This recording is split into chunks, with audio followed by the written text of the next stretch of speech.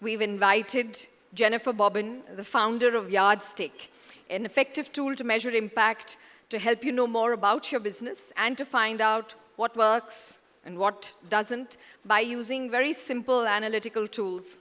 So ladies and gentlemen, I'd like you to give a warm, warm round of applause to Ms. Bobbin, who's traveled all the way from the UK to be with us here this evening.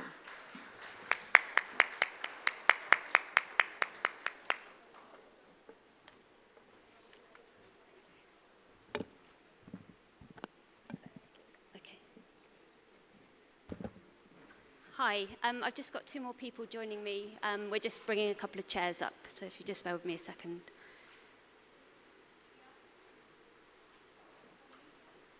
Actually, I'll start and then they can bring in, yeah. Right, so we're going to look at why measuring impacts. Monitoring is the next step in sustainability. It will take you to the next level. It's about being transparent and being honest with your customers. I'm going to start with a little bit of a story of my hotel here. I have a sign in my room that says, bed sheets in hotels, if washed on a daily basis, use up millions of gallons of water. I'm then asked to put the sign on my bed if I don't want my sheets changed on a daily basis. I didn't find this sign until 2 days into my stay. I do have a no, my sheets weren't changed because the room steward complained to me for being too tidy and making my bed, and so he had nothing to do. But I do believe, even though I was hanging my towels up every day, they were still changing them on a daily basis. Now, if I had had a sign next to my bed that had actually told me how many litres per bed night that hotel had saved last year from guests not changing their bed, or by reusing their towels, it would actually give me more confidence that the hotel was actually being honest with me and they were actually honestly trying to save water rather than just putting a bland statement out there.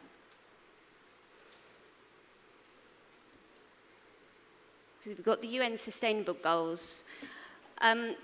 This here, basically with the UN Sustainable Goals, this next step on from the Millennium Development Goals, they say they're based on accountability, monitoring, and evaluation.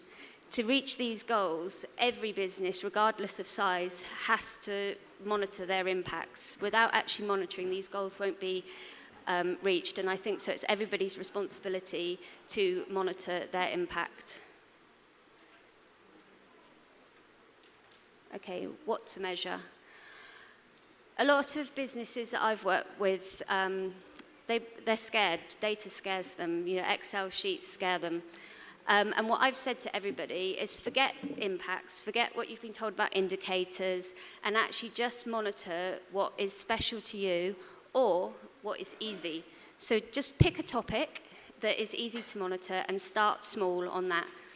Most people start on either operations or labour. Operations is easy. You get either your fuel meters, your electricity meter, or you've got your bills, and it's just a case of every month or weekday, wherever you want to do it, collecting that data. Labour is another easy one. A lot of the data goes to the accountant, so you'll have that data already. One thing you must do is you must make sure that your monitoring isn't extra. It has to be into your daily working life. So try to reuse data that's already out there. You will find actually most of the data that you need to monitor sustainability is actually already in the daily working.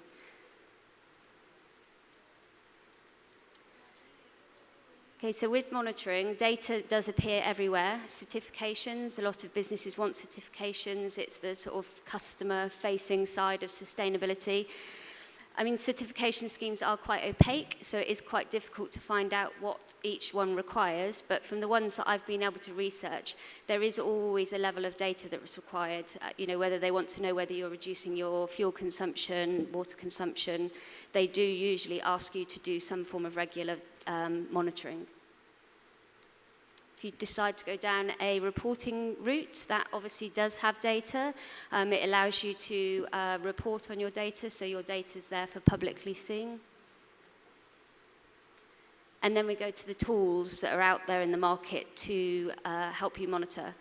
Unfortunately, this area of the market is quite small. A lot of the tools out there are really, really expensive and really, really complex. There are a few free tools out there. We've got Measurable, which is small, got a freemium, and also Yardstick has a freemium. Also, Excel. I think 45% of customers, 45% of businesses still use Excel to monitor, which is found out in an Ernst & Young survey a few years ago.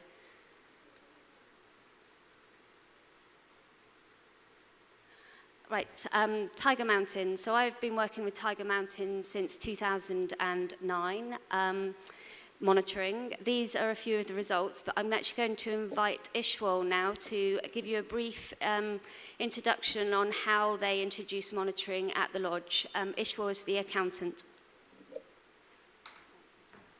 Thank you, Jenefer. Namaste, I'm Ishwar Basnet from Tiger Mountain Private Limited in Pokhara, the most beautiful city in Nepal. Well, talking about the measurement, we're so excited about the concept of the measuring the impacts. When we started the measurement, it was quite new to Nepal, and what we found is you don't need to be an IT expert for that. You you need to be a basic knowledge of the computer. That's all, and it won't take ample time of your valuable time. It just about 1.5 hour in a month, and you don't need to hire a person for it, separate person, extra person for it. And a responsible person will do it.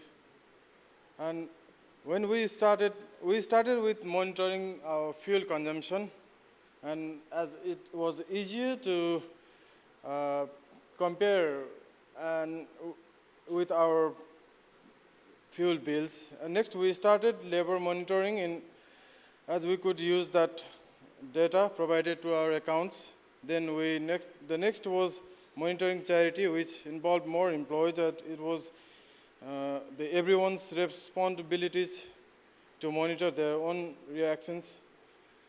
Now we are just beginning to introduce supply chain in our monitoring. I think the measuring is the key point, because you need to know and you need to quantify your contribution and the impacts. Thank you.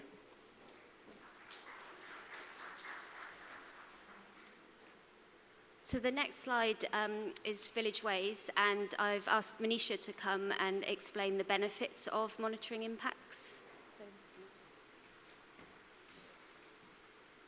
Good evening, everyone. I think in the last year when I had presented, I had actually given a small presentation about the data collection work that we had started. And we have observed that when we introduce any livelihood generation activity in a village or a community, with the flow of income into the village, there are a couple of challenges which you can see from time to time. And what helps the most is when there is a very transparent system of income distribution and recording. And formally, we started documenting our evidences and our data from 2013. But it was not reaching to any destination until and unless it was actually analyzed. And I think once we introduced Just Report and they helped us with the analysis, they gave us directions on how this could be collected in a simple system which could be managed by the local community, so that it does not become a very difficult affair to collect the data each year. And we have seen that this has not only helped us as an organization, but it has also helped the communities in a great deal, because a lot of their internal conflicts which they expected when the income dispersals from their own side to the other members of the team were started, this helped them to remove these conflicts, because all the data analysis that we do are actually collected by the community at their level, and it is when it is analyzed, the data is shared by the community. For us, it's very easy to trace how the incomes are reaching each household level. And so it's very easier for us to manage the equal distribution of the income.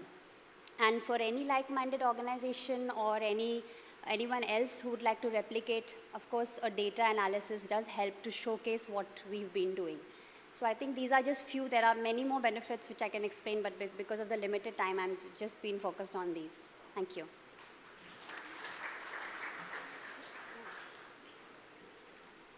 Thank you very much.